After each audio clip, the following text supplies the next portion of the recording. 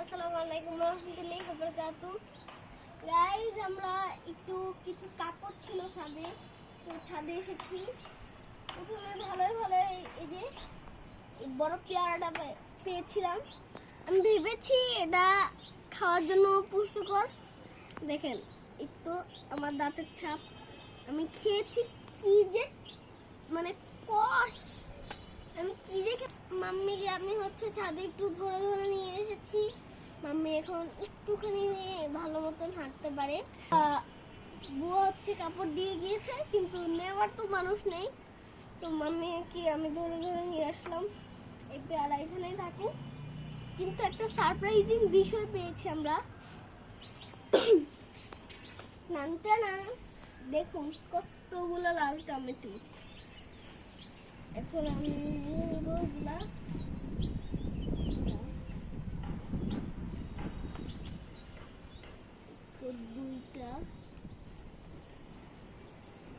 এর চেয়ে বেশি লাল হওয়ার জন্য রাখলে হ্যাঁ নিয়ে ফেলো, পাখি খেয়ে ফেলে।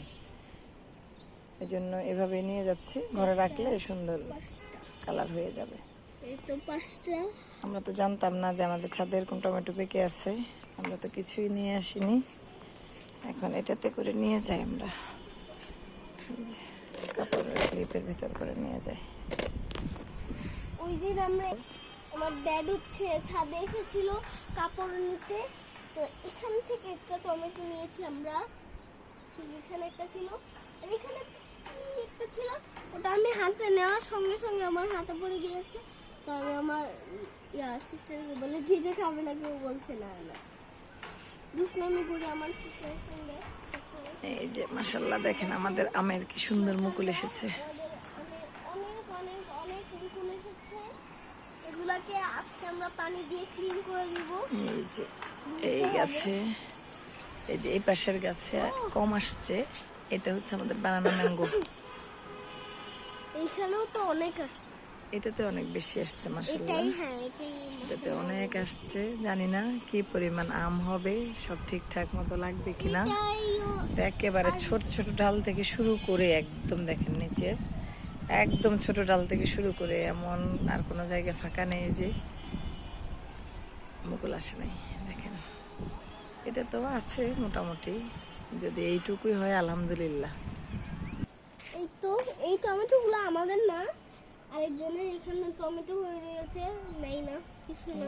কতগুলা টমেটো হয়েছে এখানে, লাল টমেটো। এই যে ওদের অনেক অনেক হয় ফল ফসল, কিন্তু তারপরে ওরা হিংসায় জ্বলে যায় আমাদের একটা ভালো কিছু হলে। কেন আমাদের হলো এর জন্য? এই যে এরকম ছাদটাকে নোংরা করে সবসময়, ছাদের মাঝখানে যে এনে ক্যারেট গুলা দিয়ে রাখছে, আর এখানে রাখতে রাখতে পুরা ছাদের মাঝখানে সব গাছ নিয়ে আসছে। আগে এই বরাবর পর্যন্তই ছিল, এখন এখানে ক্যারেট দিয়েছে। হ্যাঁ, ওখানে দুইটা লাইন শুধু ছিল, এখানে পুরা মাঝখানে জংলা করে, মানে কি একটা যে অবস্থা। আবার খেজুর গাছ, খেজুর খাবে ওনারা, পাগল পাগল। নিচে অনেক ময়লা হয়ে গেছে, বাট আমি তো এখন অসুস্থ থাকার কারণে পারতেছি না, কিন্তু আমি সুস্থ থাকলে সব সময় ছাদ ক্লিন করি। যে আমাদেরটা আম্মু ছিল, আম্মু ছাদে পানি দিতে আসলে এখানে এত বেশি করে পানি দিয়ে যেত যেন আমাদের এই জায়গাটা ক্লিন থাকে সব সময়, সুন্দর করে সবই করে দিয়ে যেত। মাশাআল্লাহ, এখানে লেবু গাছে অনেক ফুল আসছে, ছাদে তো আসতেই পারি না।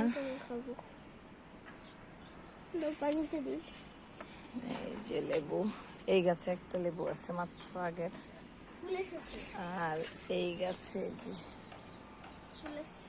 দুইটা লেবু আছে, এখানে আর একটা আছে, আর ওই পাশের গাছে আছে দুই একটা ছোট ছোট লেবু। নিয়ে যায় চোরেরা, এখনো পর্যন্ত ক্ষান্ত হয়নি। কিছু টমেটো গাছ, বেগুন গাছ অল্প আছে।